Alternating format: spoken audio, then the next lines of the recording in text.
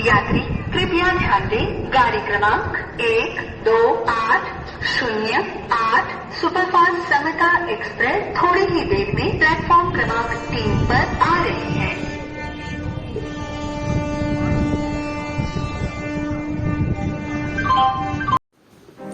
2020 गर्मियों की बात है। झांसी जंक्शन पर डॉक्यूमेंट्री बनाने के लिए मैं रात को झांसी स्टेशन पर पहुंचा। मैं यह सोच कर गया था कि रात में यहाँ ज़्यादा चहल पहल नहीं होगी, कुछ गिने चुने यात्री ही नजर आएंगे। पर शायद ये मैं भूल गया था कि झांसी एक विशाल जंक्शन है और दिल्ली, मुंबई, कोलकाता, अहमदाबाद और भोपाल जैसे भारत के कई महानगरों के लिए यहाँ से ट्रेनें उपलब्ध होने के कारण मुसाफिरों का आना जाना पूरी रात चलता रहेगा। स्टेशन का कोई ऐसा कोना नहीं था जहाँ पर लोग अपने गंतव्य तक पहुँचने के लिए रेलगाड़ियों की प्रतीक्षा में समय व्यतीत न कर रहे हो। मैं जब भी किसी नई ट्रेन की प्लेटफॉर्म पर आने की घोषणा को सुनता, तब मैं देखता कि यात्रियों में एक अजब सा कोलाहल दिखता।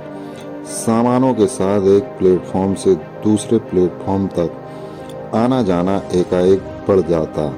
तब मैं सोच रहा था कि आने जाने के उद्देश्य के आधार पर अगर यात्रियों का वर्गीकरण किया जाए तो कितने तरह के यात्री हो सकते हैं।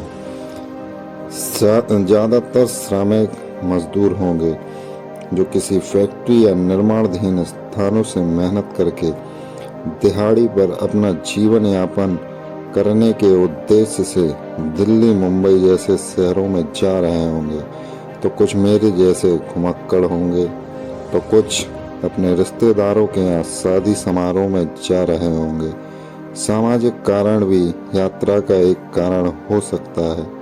तो कुछ स्कूल कॉलेज के छात्र होंगे जो हॉस्टल छोड़कर गर्मियों की छुट्टी बिताने के लिए अपने घर वापस लौट रहे होंगे।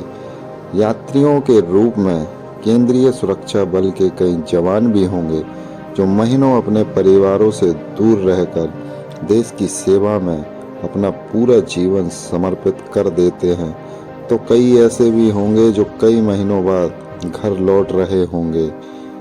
किसी का भाई दिल्ली से कमाकर तो किसी का बेटा मुंबई से अपने सपनों को जीकर वापस लौट रहा होगा। इसमें कोई इसलिए झांसी आया होगा अपने माता पिता से मिलने, तो कुछ इसलिए झांसी आए होंगे काम की तलाश में, और जिन्हें झांसी भा गया होगा वो यहाँ कुछ दिन रुकेंगे, और जिन्हें अपने परिवार का मोह माया खींच रहा होगा तो ऐसे ही किसी कोने में ट्रेन के आने की प्रतीक्षा में समय गुजार रहे होंगे। दोस्तों, अगर यात्रा करने का सर्वव्यापी सिद्धांत बनाया जाए तो क्या होगा? एक ऐसा नियम जो हर यात्री पर लागू हो। जब अपने विचारों को अनुभव के आधार पर विस्तार कर देते हैं तब यात्री बनना पड़ता है, क्योंकि अनुभव के आधार पर जो चीज़ें आप सीखते हैं वो चीज़ें पूरी जिंदगी काम आती हैं।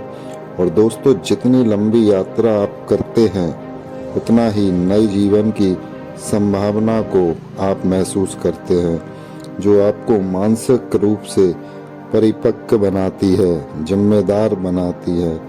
तो दोस्तों, जब एक पिता अपने पुत्र से ऊब जाए कि वो नकारा है, जीवन में कुछ कर नहीं सकता, तो उन पिता को अपने हृदय को मजबूत करके ये कहना चाहिए अपने पुत्र से कि ये लो कुछ पैसे और अपने दम पर घूम के आओ, नए नए लोगों से मिलो, अलग अलग रहन सहन, बोली भाषा, अलग अलग खान पीन एवं जीवन के संघर्षों को अनुभव करो।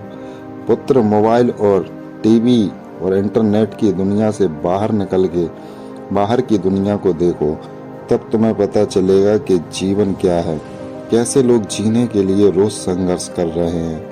कोई दिन भर दिहाड़ी करके पैसे कमाता है ताकि रात का खाना खा सके, तो कोई करोड़ों कमाकर भी मनुष्य द्वारा बनाए गए हर संसाधन का भोग कर रहा है।